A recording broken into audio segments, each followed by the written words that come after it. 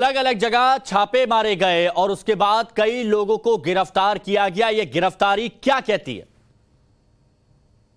गिरफ्तारी ये कह रही है कि ये बड़े सुनियोजित तरीके से इंफॉर्मेशन इकट्ठी की गई। बहुत दिन से इस ऑर्गेनाइजेशन की डिसरप्टिव एक्टिविटी पूरे देश में चालू थी। जहां जहां पे भी दंगे हो रहे थे, जहां जहां पे भी कोई डिसरप्टिव एक्टिविटीज हो रही थी, वहां सब जगह पीएफआई का फुटप्रिंट मिल रहा था। तो इसके बारे में अच्छी खासी जानकारी इकट्ठी करके फिर एक ही समय पे बहुत गुप्तता बरतते हुए और बहुत अच्छे तरीके से ऑर्गेनाइज करके ये रेड किए गए। और इसमें इन काफी सारा मटेरियल एजेंसीज के हाथ में लगा है और काफी सारे इनके जो टॉप लेवल टॉप नोच कार्यकर्ता हैं, लीडर्स हैं, वो भी पकड़े गए हैं।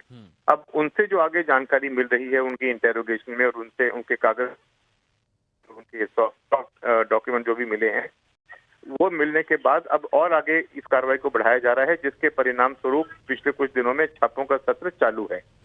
अब ये छापे नॉर्मली इस तरह से किए जाते हैं कि जब भी कोई इन्फॉर्मेशन मिलती है तो उसको गुप्त तरीके से रख के ताकि वो इन्फॉर्मेशन डिस्ट्रॉय ना कर दी जाए। ये ऑर्गेनाइजेशन बहुत प्रोफेशनल है इन्फॉर्मेशन डिस्ट्रॉय करने के मामले में।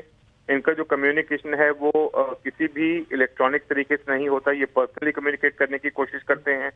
पूरे देश में जगह जगह पे इनके ऑफिस खुले हुए हैं जहां से ये पर्सनल कांटेक्ट करके वो इन्फॉर्मेशन को आगे शेयर करते हैं। तो ये इसलिए वो सारी इन्फॉर्मेशन डिस्ट्रॉय ना की जाए। इनके जो ऑपरेटर्स हैं, इनके जो जो जो जो कटिंग एज लेवल के वर्कर्स हैं और इनके लीडर्स हैं, जो ये सारी चीजें बैठ के ऑर्गेनाइज कर रहे हैं, वो भाग ना जाएं, अंडरग्राउंड ना हो जाएं। इस तरह से ये सर, एक बात बताइए, इतने बड़े पैमाने पर ये छापे मारे जा रहे हैं, इतने लोगों की गिरफ्तारी की जा रही है पूरे देश में, क्या कोई बहुत बड़ी साजिश रची जा रही थी पीएफआई की तरफ से? जी बिल्कुल, आपको याद होगा कि सिमी नाम की एक ऑर्गेनाइजेशन थी जिसको बैन कर दिया गया बहुत साल पहले।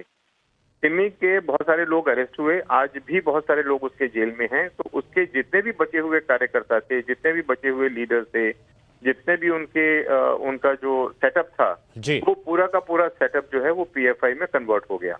और इसलिए ये लोग डिसरप्टिव हैं, जगह जगह पे डिसरप्टिव कार्रवाइयां करते हैं।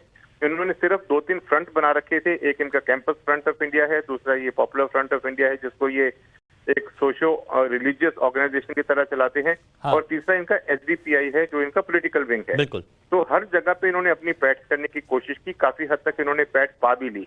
सबसे पहले अप्रोच करते हैं जो मुस्लिम बहुल्य इलाके हैं, उसके बाद में ऐसी जगह पे जाने की कोशिश करते हैं जहां पे ये डिसरप्शन क्रिएट करना चाहते हैं, और वहां पे एक एनजीओ के तौर पे जाते हैं। और एनजीओ के तौर पे ही इन्होंने बहुत सारे फंड फॉरेन से अनऑथराइज तरीके से हवाला के माध्यम से लाके इकट्ठे किए और अपने कार्रवाइयों के लिए यूज किए। बहुत सारी इनके इन्फॉर्मेशन इनके बारे में मिली थी, लेकिन वो सारी इन्फॉर्मेशन को कोलेट करना, उसको जोड़ के एक थ्रेड बनाना, ताकि कल को इनके खिलाफ में जो आगे पुख्ता लीगल कार्रवाई की जाने वाली है, वो कार्रवाई में कहीं ढील ना रहे। आजकल जितने भी रेगुलेटरी एजेंसीज हैं जो इनके ऊपर बैन लगाना है या इस तरह की अगर कोई कार्रवाई करनी है, तो उनको एकदम अकट्य प्रूफ चाहिए ताकि उसके बेसिस पे इनके खिलाफ में आगे लीगल कार्रवाई की जा सके। जैन सर, एक फाइनल बात, क्योंकि बहुत से दर्शक ये जानना चाहते हैं, पीएफआई के बारे में बहुत सी खबर उन्होंने सुनी है, क्या पीएफआई का डेड एंड आ गया है या फिर ये माना जाए कि अब बैन लगाने का वक्त आ गया है? देखिए, ऐसा ही लग रहा है इसमें तिवारी जी कि बैन लगाना जो है वो इसका नेक्स्ट लॉजिकल स्टेप है, लेकिन उसके लिए कितनी एजेंसीज के पास में मटेरियल उपलब्ध है और कितना उसको वो अच्छे तरीके से पिरो के रख पाएंगे सामने, उसके ऊपर निर्भर करेगा। बिल्कुल, ये बात यहां पर कही जा सकती है। शुक्रिया आपका हमारे साथ में जुड़ने के लिए।